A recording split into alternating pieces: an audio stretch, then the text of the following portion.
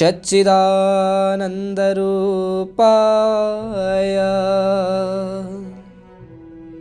विश्वप्रत्यादिहेतवे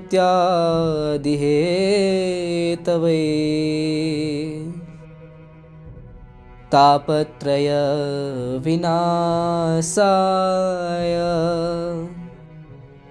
श्रीकृष्णाय भयं नमः। श्री परमात्मने नमः। दोस्रो अध्याय। रथको मध्य भागमा बसिसकेपछि अर्जुनको कस्तो दशा भयो सञ्जय भन्दछन्, हे राजन, ठुलो उत्साह लिएर युद्ध भूमिमा आएका अर्जुनमा कायरताका कारण र विषादले गर्दा तिनको नेत्र रसाए। आँसुका धारा बगेकाले राम्ररी देखिन पनि छोड्यो।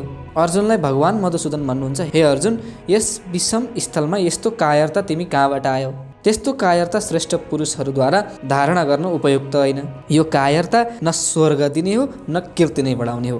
त्यसो हुँदा हे पार्थ, यस्तो नपुंसकतालाई आफूमा आउन नदेऊ, किनभने तिम्रो जस्तो पुरुषमा यस्तो कायरताको भाव आउनु नै अनुचित हो। हे परन्तप, यसैले हृदयको यस तुच्छ दुर्बलतालाई छोडेर तिमी युद्ध गर्नलाई तत्पर हौ। तब अर्जुनले के भने सञ्जय? अर्जुनले भने, महाराज, म मरुला भनेर डराएको त होइन, म अर्कालाई मार्नु पर्छ कि भनेर डराएको हुँ। हे हरिसूदन, यी भीष्म र द्रोण पूजा गर्न लायकका छन्। यस्ता मान्यजनहरूका साथ म बाणद्वारा युद्ध कसरी गरौँ? प्रियवर, केवल कर्तव्य पालनका सामुन्ने अरू पनि केही हेरिने हो र? महाराज, गुरुजनहरूलाई नमारेर बरु म यस मनुष्य लोकमा भिक्षाको अन्नद्वारा नै जीवन निर्वाह ठिक सम्झन्छु। यदि हजुरले भने बमोजिम युद्ध नै गरौँ भने पनि गुरुजनलाई मारेर तिनको रगतले मुछिएको र जसमा धनकै मुख्य कामना रहेको छ त्यस्ता भोगहरू नै भोग्न पाउला कि यसबाट मेरो मुक्ति थोरै हुन जाला? फेरि तिमी के गर्न ठिक सम्झन्छौ त? हे भगवान, हामीहरू यो जान्न पनि पाइरहेका छैनौँ कि युद्ध गर्न ठिक हो या युद्ध नगर्नु ठिक हो। त्यस युद्धमा हामी तिनीहरूलाई जितौँला वा तिनीहरूले नै हामीहरूलाई जित्नेछन्? तिनै धृतराष्ट्रका सम्बन्धी हाम्रा सामुन्ने उभिएका छन्, अनि यिनीहरूलाई हामीले कसरी मार्ने? जब तिमी यस्तो निर्णय गर्न सक्दैनौ भने के उपाय सोच्यौ? हे महाराज, कायरताको दोषले मेरो क्षात्र स्वभाव दबेको छ तथा धर्मको निर्णय गर्नमा पनि मेरो बुद्धिले काम गरिरहेको छैन। यसैले जसबाट मेरो निश्चित कल्याण होस् त्यही मलाई आज्ञा गर्नुहोस्। म हजुरको शिष्य हुँ र हजुरकै शरणमा छु, हजुरले नै मलाई शिक्षा दिनुहोस्। तर महाराज, हजुरले पहिले नै जसरी युद्ध गर्न भन्नुभएको थियो त्यस्तो नै फेरि नभन्नुहोला, किनभने युद्धको परिणाममा मलाई यहाँको सबै धन धान्य सम्पन्न तथा निष्कम्टक राज्य नै किन प्राप्त नहोस् अथवा देवताहरूको आधिपत्य पनि भले मिलोस्, तै पनि मेरो इन्द्रियहरूलाई सुकाउने यो शोक दूर हट्ला जस्तो म देख्दिनँ। फेरि के भयो सञ्जय? सञ्जय भन्नुहुन्छ, हे राजन, निद्रा विजय अर्जुनले अन्तर्यामी भगवान श्रीकृष्णलाई म युद्ध गर्दिनँ यस्तो सफासफी भनेर चुप लागे। अर्जुन चुप भएपछि फेरि भगवानले के भन्नुभयो? अन्तर्यामी भगवान श्रीकृष्ण दुवै सेनाका मध्यभागमा विषाद गरिरहेका अर्जुनसँग मुसु हाँस्दै भन्न लागे, तिमी शोक गर्नु नपर्नेहरूका लागि शोक गर्दैछौ, साथै पण्डित्याई पनि छाड्दछौ। तर जो मरिसकेका छन् तिनका लागि वा जो बाँचिरहेकै छन् तिनका लागि पनि पण्डित शोक गर्दैनन्। शोक किन गर्दैनन् भगवान? म, तिमी वा यिनी राजाहरू पहिल्यै थिएनन् यो कुरा पनि होइन। हामी सबै भविष्यमा नरहौँला यो पनि होइन। अर्थात् हामी सबै पहिले नै थियौँ र अघि पनि रहनेछौँ यस्तो जानेर पण्डितहरू शोक गर्दैनन्।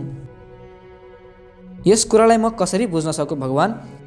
हे बाबु, जसरी देहीको यस शरीरमा कुमार, युवा तथा वृद्धावस्था हुन्छन् त्यसरी नै देहीलाई दोस्रो शरीरहरूको प्राप्ति हुन्छ। यस विषयमा पण्डितहरू मोहमा पर्दैनन्। कुमार आदि अवस्थाहरू शरीरकै हुन्छन्, यो त कुरा ठिकै हो। तर अनुकूल प्रतिकूल सुखदायी पदार्थ सामुन्ने आएमा अनि के गर्ने भगवान? हे कुन्ती नन्दन, इन्द्रियहरूका जति पनि विषय छन् ती सबै अनुकूलतालाई प्रतिकूलताद्वारा सुख र दुःख दिने हुन्, तर ती आउने जाने भएकाले अनित्य छन्। त्यसैले तिमीले तिनलाई सहन गर, अर्थात् तिनमा नविरकार हो। तिनलाई सहन गर्नाले वा तिनलाई नविरकार रहनाले के लाभ होला? हे पुरुषहरूमा श्रेष्ठ अर्जुन, सुख दुःखमा सम भई बस्ने जुन पुरुषलाई यी इन्द्रियका विषयले व्यतीत गराउँदैनन् भने त्यसैले नै स्वतः सिद्ध अमरताको अनुभव गर्दछ। त्यसले अमरताको अनुभव कसरी गर्दछ? असतको सत्ता नै छैन, त्यसैले सतको सत्ताको अभाव हुँदैन। यसरी दुवैको तत्त्वलाई तत्त्वदर्शी पुरुषहरू जान्दछन् र त्यसले ती अमर हुन जान्छन्। यो सत भनेको क्या हो भगवान? जसद्वारा यो सारा संसार व्याप्त छ त्यसैलाई तिमीले अविनाशी बुझ। यस अविनाशीको विनाश कहिले पनि गर्न सक्दैन। असत के हो भगवान? यस अविनाशी अप्रमेय तथा नित्य रहने भएका सबै शरीर अन्तवाला हुन्, विनाशी हुन्। यसैले हे अर्जुन, तिमी आफ्नो युद्ध रूप कर्तव्य कर्मको पालना गर। युद्धमा त मर्नु मार्नु नै हुन्छ, यसैले अमर शरीरलाई मर्ने मार्ने मानौ भने जसले यस अविनाशी शरीरलाई शरीरहरू सरह मरिने भनेर बुझ्दछ वा जसले यस देहीलाई शरीरहरू सरह नै मर्नेवाला मान्दछ ती दुवै नै ठिक जान्दैनन्। किनभने यसले न कसैले मार्दछ न आफू नै कहिले मरिन्छ। यो शरीरमा मर्नेवाला किन होइन भगवान? यो शरीर न कहिले पैदा हुन्छ न कहिले मर्छ नि। यो पैदा भएर फेरि हुनेवाला पनि होइन। यो जन्मरहित नित्य निरन्तर रहने भएको शाश्वत तथा अनादि हो। शरीरलाई मारेमा पनि मारिँदैन। यस्तो जान्नाले के होला? हे पार्थ, जसले यस शरीरलाई अविनाशी नित्य जन्मरहित तथा अव्यय जान्दछ त्यसले कसरी कसैलाई मार्न सक्दछ वा कसरी कसैलाई मार्न लगाउन सक्दछ? अनि फेरि को चाहिँ मर्दछ भगवान? हे बाबु, शरीर मर्दछ। जसरी मानिसले पुराना लुगा त्यागेर नयाँ वस्त्र धारण गर्दछ त्यस्तै यस शरीरले पनि पुरानो शरीर छोडेर अरू नयाँ शरीरमा प्रवेश गर्दछ। नयाँ शरीर धारण गर्नाले यसमा कुनै न कुनै विकार त आउँछ नै होला? होइन, यसमा कुनै पनि विकार आउँदैन। किनभने यस शरीरलाई शस्त्रले काट्न पनि सक्दैन, न अग्निले डढाउन नै सक्दछ। पानीले पनि यसलाई भिजाउन सक्दैन तथा वायुले सुकाउन सक्दैन। यो शास्त्रादिले न काटिने, न डढिने, न गल्ने, न सुक्ने यस्तो किन हो? यस शरीरलाई काट्न सकिँदैन, डढाउन पनि सकिँदैन तथा भिजाउन र सुकाउन पनि सकिँदैन। किनभने यो नित्य रहने भएको सबैमा परिपूर्ण स्थिर स्वभावको अचल तथा अनादि छ। यो देही इन्द्रियादिको विषय होइन, यो अन्तःकारणको विषय पनि होइन तथा यसमा कुनै विकार पनि हुँदैन। यसैले यस देहीलाई यस्तो हो भन्ने जानेर तिमीले शोक गर्नु हुँदैन। यस शरीरलाई निर्विकार मानेमा त शोक हुन सक्दैन, तर विकारी माने त शोक हुन सक्दछ नि। हे महाबाहु, यदि यस शरीरलाई नित्य पैदा हुने तथा नित्य मर्ने बेला नै मान्ने हो भने तिमीले यसको शोक गर्नु हुँदैन। किनभने जो पैदा भइसकेको छ त्यो अवश्य नै मर्नेछ तथा जो मर्ला वा जो मरिसकेको छ त्यो अवश्य नै पैदा हुनेछ। यस नियमलाई कसैले पनि टार्न सक्दैन। त्यसो हुँदा शरीरहरूको बारेमा तिमीहरूले शोक गर्नु हुँदैन। शरीरहरूलाई लिएर शोक किन गर्नुहुन्न भगवान? हे भारत, यावत प्राणी जन्मभन्दा पहिले अप्रकट नै थिए, बीचमा प्रकट देखिन्छन् तथा अन्त्यमा फेरि अप्रकट नै हुन जाने हुन्छन्। तसर्थ यसमा शोक गर्ने कुरा नै के भयो त? अनि फेरि शोक किन हुन्छ? नजान्नाले। कसरी जान्नु हुने? त्यो जान्नु अर्थात् अनुभव गर्नु इन्द्रिय मन बुद्धिले हुँदैन। त्यसैले यस शरीरलाई देख्नु सुन्नु भन्नु सबै नै आश्चर्य जस्तै हो तथा त्यसै कारणले त्यसलाई सुनेर कसैले पनि जान्न सक्दैन, अर्थात् त्यसको अनुभव चाहिँ स्वयंबाट नै हुन्छ। अनि त त्यो कस्तो हो? हे भरतवंशी अर्जुन, सबैको देहमा निवास गर्ने त्यो देही नित्य नै अवध्य छ। यस्तो जानेर तिमीले कुनै प्राणीको लागि पनि शोक गर्नु हुँदैन। शोक हटाउने कुराबारे त हजुरले धेरै नै बताउनु भयो, तर मलाई जुन पापको भय लागिरहेछ त्यो चाहिँ कसरी हटाउने? स्वधर्मलाई हेरेर पनि तिमीले भयभीत हुनु हुँदैन। किनभने क्षत्रियहरूका निम्ति धर्ममय युद्धभन्दा बढी अन्य कुनै पनि श्रेयको साधन छैन। त्यसो भए के क्षत्रियले युद्ध गर्दै रहने त? होइन बाबु, जुन युद्ध स्वतः नै प्राप्त हुन जाओस्, सामुन्य नै आइलाग्ने युद्ध चाहिँ क्षत्रियहरूका लागि स्वर्ग प्रवेश गर्ने खुला ढोका नै हो। यसैले हे पार्थ, यस्तो युद्ध जुन क्षत्रियहरूलाई प्राप्त हुन्छ तिनीहरू वास्तवमा धन्य छन्। अहिले आफै प्राप्त भएको यस युद्धमा मैले लडाइँ नगर्ने हो भने, यदि तिमी यस्तो धर्ममय युद्ध गर्दैनौ भने तिम्रो क्षत्रिय धर्मको र तिम्रो कीर्तिको नाश हुनेछ तथा तिमीले आफ्नो कर्तव्य पालन नगरेको पाप पनि तिमीलाई लाग्नेछ। अपकीर्तिले के होला? बाबु अर्जुन, तिमीले युद्ध गरेनौ भने सारा मानिसले तिम्रो धेरै दिन स्थायी रहने अपकीर्ति मात्र गर्नेछन्। त्यो अपकीर्ति आदरणीय सम्माननीय पुरुषका लागि मृत्युभन्दा पनि बढी दुःखदायी हुन्छ। अरू हेर, जुन महारथीहरूको दृष्टिमा तिमी श्रेष्ठ मानिएका छौ तिनको नजरबाट पनि गिर्न गई तिमी तुच्छतालाई प्राप्त हुन जानेछौ तथा ती महारथीहरूले मर्ने डरले युद्धबाट अपरत भएको तिमीलाई मान्नेछन्। अनि के होला भगवान? फेरि त ज्यादै नराम्रो कुरा के हुनेछ भने तिम्रा शत्रुहरूलाई तिमीसँग वैर साध्ने अवसर मिल्नेछ। तिनीहरू तिम्रो बल र सामर्थ्यको निन्दा गर्दै तिमीलाई भन्नै नहुने किसिमका वचन बन्ने छन्। त्यसभन्दा बढी दुःख तिमीलाई के होला? यदि मैले युद्ध गरेँ भने, युद्ध गर्दा गर्दै यदि तिमी मरिहाल्यौ भने पनि तिमीलाई स्वर्ग भेटिनेछ। यदि तिमी युद्धमा जित्यौ भने तिमीलाई पृथ्वीको राज्य प्राप्त हुनेछ। त्यसैले हे कुन्ती नन्दन, तिमी युद्ध गर्ने निश्चय लिएर खडा हौ। तर युद्ध कसरी गर्नुपर्ने हो भगवान? तिमी जय पराजय, लाभ हानि तथा सुख दुःखमा सम भएर युद्ध गर। यस प्रकार युद्ध गर्नाले तिमीलाई पाप लाग्ने छैन। समबुद्धि कसरी राख्नुपर्ने हो भगवान? यस समबुद्धिको कुरा त मैले पहिले सांख्य योगमा भनेको छु। अब तिमीले यसलाई कर्मयोगका विषयमा सुन। यस समबुद्धिको महिमा क्या हो? यस समबुद्धिले युक्त भएको तिमी सम्पूर्ण कर्ममा बन्धनबाट छुट्नेछौ। यस समबुद्धिको प्रारम्भ मात्रको पनि नाश हुँदैन। यस अनुष्ठानको कहिले पनि उल्टो फल हुँदैन। यसको थोरै नै अनुष्ठान पनि जन्म मरण रूप महान भयबाट रक्षा गर्दछ। जुन समबुद्धिको हजुरबाट यत्रो महिमा बताइयो त्यसलाई प्राप्त गर्ने उपाय के छ प्रभु? त्यस सम्बुद्धिको प्राप्ति विषयमा व्यवसायत्मिका बुद्धि एउटै नै हुन्छ, परन्तु जसको परमात्मा प्रतिको एउटै निश्चय छैन यस्ता मनुष्यहरूका बुद्धिहरू अनन्त तथा धेरै शाखा प्रशाखावाला हुन्छन्। परमात्मा प्रतिको निश्चयदेखि रहित मनुष्यहरूका बुद्धिहरू अनन्त किन हुन्छन्?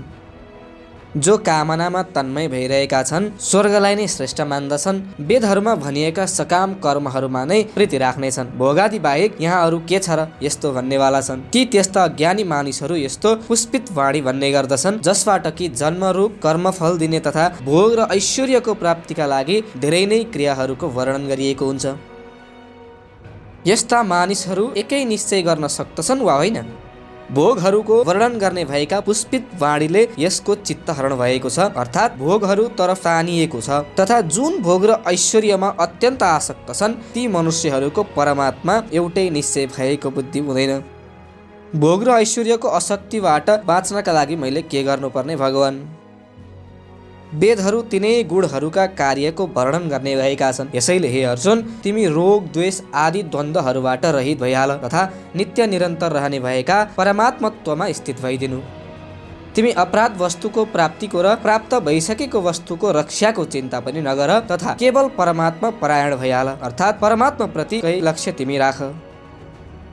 यदि कसैले यस्तो गरिहाल्यो भने त्यसको स्थिति के होला?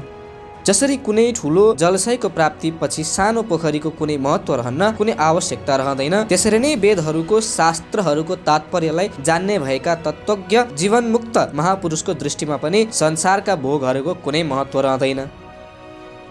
मेरा निम्ति पनि यस्तो स्थितिलाई प्राप्त गर्ने कुनै उपाय छ कि? हो, कर्मयोग छ। तिम्रो त कर्तव्य कर्म गर्नमा नै अधिकार छ, फलमा कहिले पनि होइन। अर्थात् तिमी फलको इच्छा नराखेर आफ्नो कर्तव्यको कर्मको पालन गर। तिमी कर्मफलको हेतु पनि नबन, अर्थात् जुनहरूद्वारा कर्म गरिन्छ ती शरीर इन्द्रिय मन बुद्धि आदिमा पनि ममता नराख। त्यसो भए मैले कर्म नै किन नगर्ने? कर्म नै नगर्नमा पनि तिम्रो आसक्ति नहुनु पर्ने। अनि फेरि कर्म कसरी गर्नु त? सिद्धि असिद्धिमा सम हुनु नै योग भनिन्छ। त्यसैले तिमी फल तथा आसक्तिको त्याग गरेर स्थित भएर कर्म गर। यदि योगमा स्थित भएर कर्म गरिन भने यस समता बिनाका कर्महरू अत्यन्तै निकृष्ट हुन्। अत हे धनञ्जय, तिमी समबुद्धिकै आश्रय लेऊ, किनभने फलको इच्छा राख्नेहरू कृपण हुन्, अर्थात् फलका दास हुन्। फलको इच्छा राख्नेहरू कृपण हुन् भने फेरि श्रेष्ठ को चाहिँ हो? समबुद्धिले युक्त पुरुष श्रेष्ठ हुन्। समबुद्धिले युक्त मनुष्य यस जीवित अवस्थामा नै पाप पुण्यबाट रहित हुन जान्छन्। त्यसैले तिमी पनि समतामा नै स्थित हौ, किनभने कर्महरूमा समता नै कुशलता हो। कर्महरूमा समता राख्नाले के होला भगवान? समबुद्धिले युक्त बुद्धिमान मनुष्यहरू कर्मफलको त्याग गरेर तथा जन्मरूपी बन्धनबाट रहित भई निर्विकार पदलाई प्राप्त गर्दछन्। कर्मजन्य फलको त्याग गरिसके भनेर म कुन अवस्थामा सम्झु? जुन बेला तिम्रो बुद्धि मोहरूपी हिलोबाट निस्केर पार लाग्ला त्यस बेला तिमीलाई सुनिसकेका तथा सुन्नमा आउन सक्ने भोगहरूबाट वैराग्य हुन जानेछ। वैराग्य भइसकेपछि अनि समताको प्राप्ति कहिले हुने? शास्त्रहरूका विभिन्न सिद्धान्तद्वारा विचलित भएको तिम्रो यो बुद्धि जब संसारबाट सर्थवा विमुख भएर परमात्मामा अचल हुन जाला अनि मात्र तिमीलाई योगको प्राप्ति हुन जानेछ। अर्जुनले फेरि सोधे, समतालाई प्राप्त भएको स्थिर बुद्धिवाला पुरुषका लक्षण के हुन्छ? भगवान भन्नुहुन्छ, हे पार्थ, जब साधकका मनमा रहने भएका सम्पूर्ण कामनाहरूको त्याग गर्दछ र आफू नै आफूमा सन्तुष्ट रहन्छ, त्यसबेला त्यो स्थित प्रज्ञ भनिन्छ। त्यो कसरी बोल्दछ? बाबु, त्यसको बोलाइ साधारण क्रियारूपबाट हुँदैन, प्रत्युद्भाव रूपले हुन्छ। वर्तमानमा व्यवहार गर्दै दुःखहरूको प्राप्तिमा पनि जसको मनमा कुनै उद्योग हुँदैन, तथा सुखहरूको प्राप्ति भएका जसको मनमा स्पृहा हुँदैन, तथा जो राग भय क्रोधले रहित हुन गएको छ, त्यस मननशील पुरुषलाई स्थित प्रज्ञ भन्दछन्। सबै ठाउँमा आसक्ति रहित भएको त्यो मनुष्य प्रारब्धका अनुसार अनुकूल परिस्थिति आएमा पनि अभिनन्दित हुँदैन तथा प्रतिकूल परिस्थितिको प्राप्तिमा द्वेष पनि गर्दैन। त्यसैको बुद्धि स्थिर भन्नु पर्दछ। अर्थात् सबैभन्दा पहिले मैले त भगवान प्रति नै गर्नु छ, त्यस्तो जो निश्चय गरिएको थियो त्यो अब सिद्ध भएको छ। त्यो स्थित प्रज्ञ पुरुष कसरी बस्दछ भगवान? जसरी कछुवाले आफ्ना चारै खुट्टा, घाँटी, पुच्छर आदि सबै अङ्गलाई समेटेर बस्दछ, त्यसैले नै जुन बेला त्यो कर्मयोगीले आफ्ना सम्पूर्ण इन्द्रिय र मनलाई विषय वासनाबाट खिचेर स्थिर रहन सक्दछ, अनि त्यही बेला नै तिनको बुद्धि स्थिर हुन जान्छ।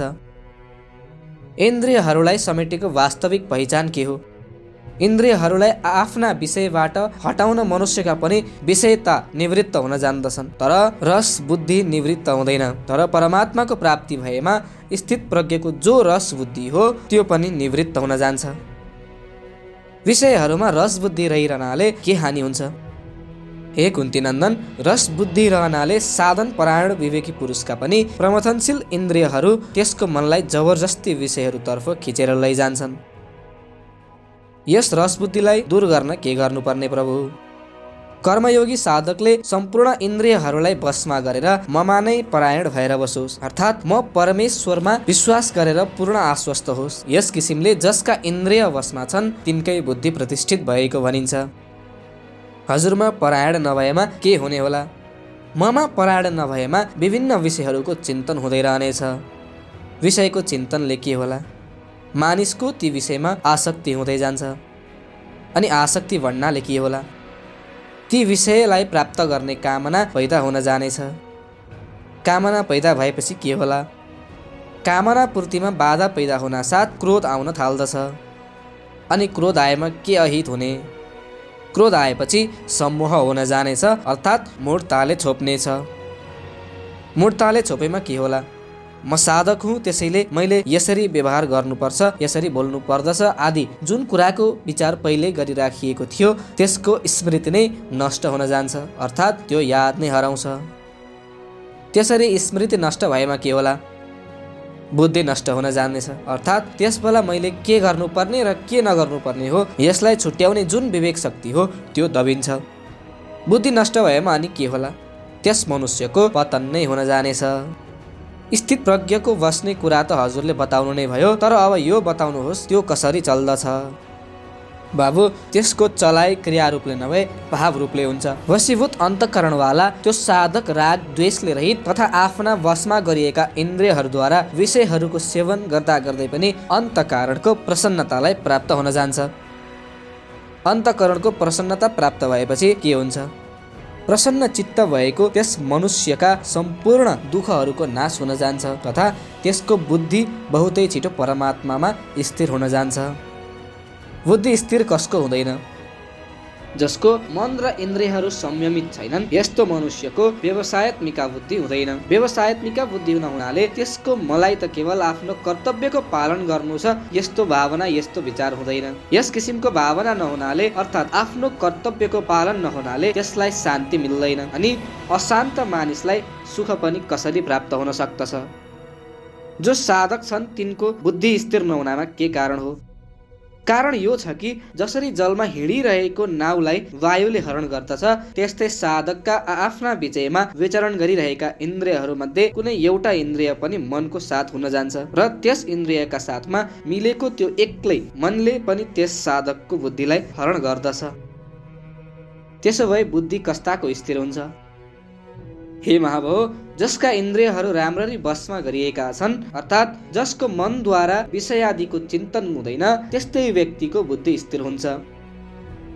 त्यसो भए जसका इन्द्रिय वशमा छन् तथा जसका इन्द्रिय वशमा छैनन् त्यस्ताहरूमा मूल अन्तर के हो त? साधारण मानिसहरूको जुन राति हो अर्थात् ईश्वर प्राप्तिको विषयमा जुन बिल्कुलै सुतेका छन् त्यस्ता रातिमा पनि संयमी जाग्दछ अर्थात् परमात्मत्वको अनुभव गर्दछ, तथा जम्मा साधारण मानिस जाग्दछन् त्यो सबै त ईश्वरीयत्वप्रति अभिलाषी मननशील साधकको दृष्टिमा रात्रि हो अर्थात् अन्धकार हो। त्यसो भए त्यस संयमीका समक्ष भोग पदार्थहरू त आउँदैनन् होला? आउँछन्, तर जसरी आफ्नो मर्यादामा अटल रहने भएका तथा सबैतिरबाट टम्म जल भरिएका समुद्रमा चारैतर्फबाट सम्पूर्ण नदीहरूको धेरै जल रसिया आएर मिसिदा पनि समुद्रमा कुनै विकार पैदा गर्दैन, त्यसरी नै त्यस संयमीका सामुन्ने संसारका सबै भोगादिहरू एकैचोटि प्राप्त हुन आएमा पनि त्यसमा कुनै विकार पैदा गर्न सक्दैनन्। अतः यस्तै साधकले शान्ति अर्थात् परमात्मत्वलाई प्राप्त गर्दछ। भोगहरूको कामनावालालाई पनि शान्तिको प्राप्ति कसरी हुने? त्यसलाई त त्यागले नै शान्ति प्राप्त हुन्छ। जुन मनुष्य सम्पूर्ण कामनाहरूको तथा स्पृहाको त्याग गरेर अहमता ममताबाट रहित भएर विचरण गर्दछ त्यसैलाई शान्ति प्राप्त हुन जान्छ। अहमता र ममता रहित भएपछि त्यसको स्थिति के हुन्छ? त्यसको स्थिति ब्रह्म नै हुन्छ। हे प्रार्थ, यसैलाई नै ब्राह्मी स्थिति पनि भनिन्छ। यस्तो स्थिति प्राप्त भइसकेपछि मानिस फेरि मोहमा फस्दैन। त्यही ब्राह्मी स्थिति अन्तकालमा प्राप्त रहेमा त्यस साधकलाई निर्वाण ब्रह्म प्राप्त हुन जान्छ। द्वितीय अध्याय समाप्त।